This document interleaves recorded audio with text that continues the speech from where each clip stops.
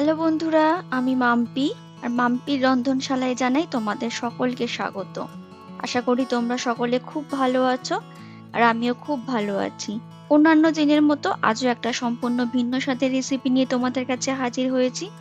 আমার আজকের রেসিপি হচ্ছে লাল শাক ভাজা। এর আগে আমি আমার চ্যানেলে অনেক রকম শাক ভাজা রেসিপি তোমাদের সাথে শেয়ার করেছি।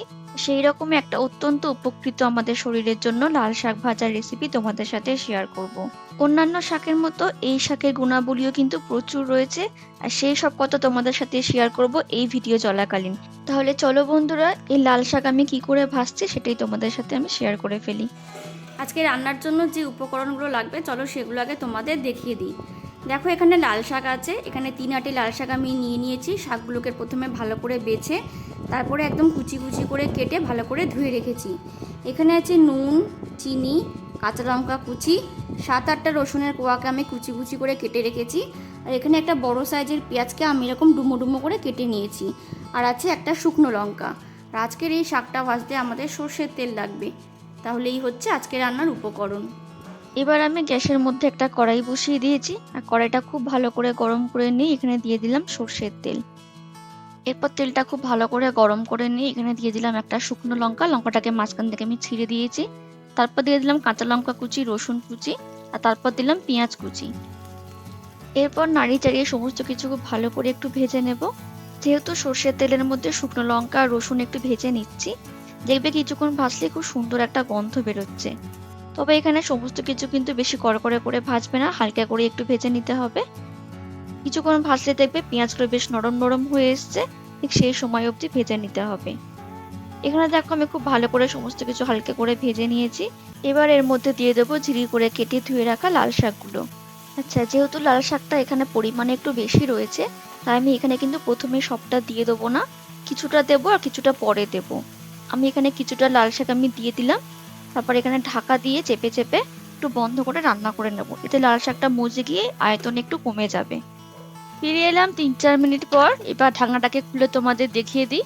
দেখো, লাল শাকটা কিন্তু অনেকটা মজে গেছে, আর পরিমাণে কিন্তু অনেকটা কমেও গেছে।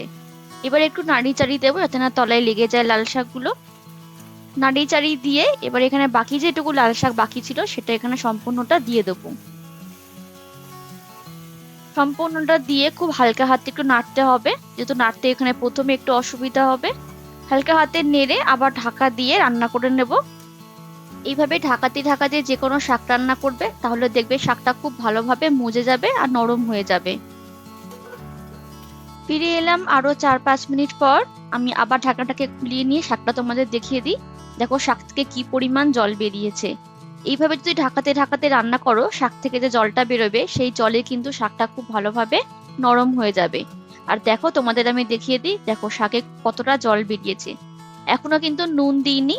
আর যে কোনো শাকে কিন্তু প্রথমে নুন দেবে না, নুন দিলে কিন্তু আরো জল বেরোবে, সেটা শুকাতে কিন্তু টাইম লাগবে। তাই নুন ছাড়াই প্রথমে একটু রান্না করে নিতে হবে ঢাকাতে ঢাকা দিয়ে। তারপর এইভাবে খুন্তি দিয়ে একটু ঘেটে ঘেটে দিচ্ছি শাকগুলোকে। ভালো করে নাড়িয়ে চাড়িয়ে দিলাম যাতে না তলায় লেগে যায়। তারপর আমি ঢাকা দিয়ে আরো কিছুক্ষণ একটু রান্না করে নেব। ফিরে এলাম আরো কিছুক্ষণ পর। আর দেখো, শাক থেকে যে জলটা বেরিয়েছিল সেটা কিন্তু সম্পূর্ণ শুকিয়ে গেছে। এবার এখানে দিয়ে দেবো স্বাদ মতো নুন। নুনটা দিয়ে খুব ভালো করে নাড়িয়ে চাড়িয়ে শাকের সাথে মিশিয়ে নেব। শাকটা কিন্তু অনেকটাই মজে গেছে, নরম হয়ে গেছে। এবার এই নুনটা দেওয়ার ফলে কিন্তু শাকটা পুরোপুরি নরম হয়ে গিয়ে মজে যাবে। ভালো করে নুনটা শাকের সাথে মিশিয়ে নিয়ে ঢাকা দিয়ে আরো কিছুক্ষণ রান্না করে নেব। এই শাক কিন্তু আমাদের শরীরের জন্য খুবই ভালো। বিশেষ করে যাদের কোষ্ঠকাঠিন্যের প্রবলেম আছে তারা কিন্তু এই শাক খেতে পারো, সেই প্রবলেম কিন্তু অনেকটাই সলভ হয়ে যাবে। এছাড়াও আমাদের হাড় আর দাঁত খুব ভালোভাবে মজবুত করে, আমাদের ওজন কমাতে সাহায্য করে। এছাড়াও আমাদের দৃষ্টিশক্তি কিন্তু বাড়িয়ে দেয়। তাহলে বন্ধুরা, বুঝতেই পারছো এই শাকের কিন্তু গুণাবলী প্রচুর। আর এইদিকে দেখো, তোমাদের সাথে কথা বলতে বলতে আমি কিন্তু শাকটাকে আরো কিছুক্ষণ একটু ভাজা ভাজা করে নিয়েছি। আর দেখে বুঝতেই পারছো শাকের মধ্যে যে একটা জল জলে ভাব ছিল সেটা কিন্তু শুকিয়ে গেছে। শাকটা খুব সুন্দরভাবে নরম হয়ে গিয়ে একদম দেখো মজে গেছে। আমাদের আজকের লাল শাক ভাজা কিন্তু প্রায় শেষের পথে হয়ে গেছে বললেই চলে। নামিয়ে নেবো এবারে। তবে নামানোর আগে এখানে সামান্য একটুখানি চিনি দিয়ে দিলাম। চিনিটা কিন্তু অবশ্যই দেবে, যে কোনো শাকে চিনি দিলে কিন্তু সেটা খেতে ভালো লাগে। চিনিটা দিয়ে খুব ভালো করে আমি শাকের সাথে নেড়ে চেড়ে মিশিয়ে নিচ্ছি। নিয়ে আমি এখানে আরো 1 মিনিটের মতো একটু ভেজে নেব। একদম লো ফ্লেমে। এতে চিনিটা খুব ভালোভাবে শাকের সাথে মিশে যাবে। চিনিটা দেওয়ার পর আমি আরো 1 মিনিটের মতো শাকটাকে ভালো করে ভেজে নিয়েছি। আমাদের আজকের লাল শাক ভাজা কিন্তু একদম তৈরি হয়ে গেছে। এবার এটাকে আমি নামিয়ে নেব। তাহলে বন্ধুরা, আমার আজকের রেসিপি লাল শাক ভাজা কিন্তু একদম তৈরি হয়ে গেছে।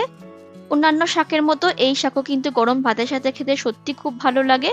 তোমরা অনেকেই আছো যারা শাক পাতা খেতে একদমই পছন্দ করো না, কিন্তু মাঝে সাঝে কিন্তু এরকম শাক পাতা খাওয়া কিন্তু শরীরের পক্ষে যেমন ভালো, এটা খেতেও কিন্তু সুস্বাদু হয়।